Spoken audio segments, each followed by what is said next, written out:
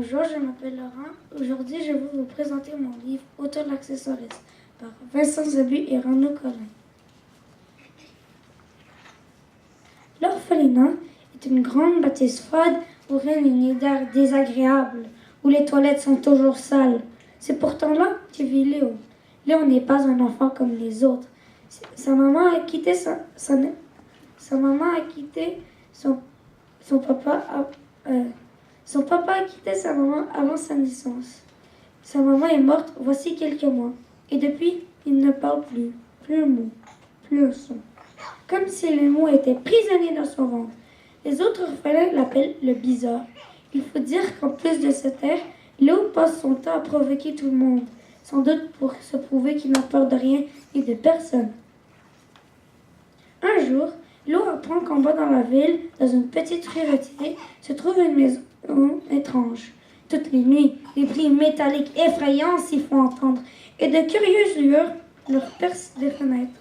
Le manoir, comme on le surnomme, est habité par un drôle de vieux monsieur appelé Otto.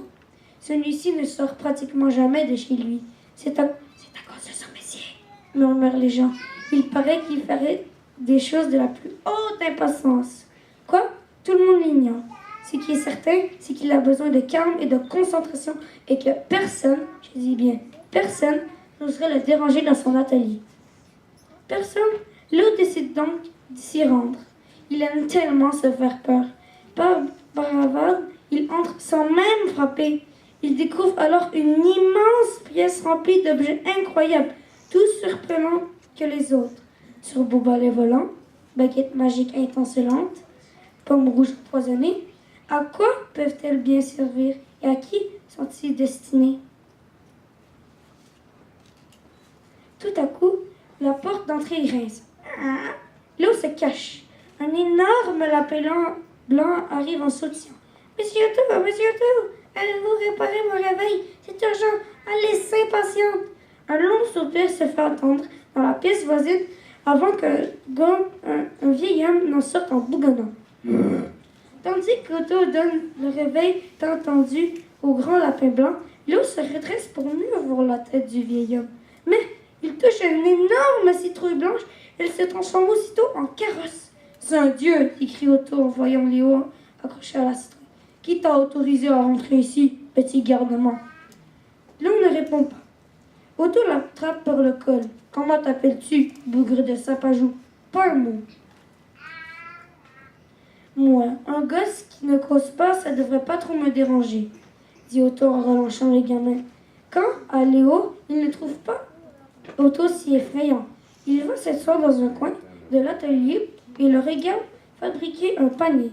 Durant une bonne heure, le vieil homme et l'enfant sont côte à côte.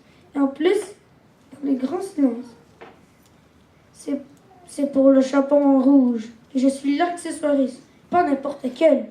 L'accessoiriste des pays des contes. Et oui, sans moi, il n'y aurait pas un seul objet dans toutes les histoires qu'on raconte aux morveux de ton genre.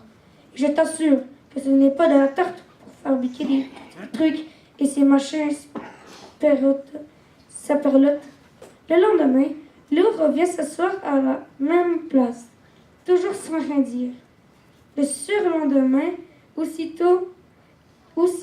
et de tas de jours ensuite. Léo aime regarder Otto travailler. Il en oublie presque de sa tristesse.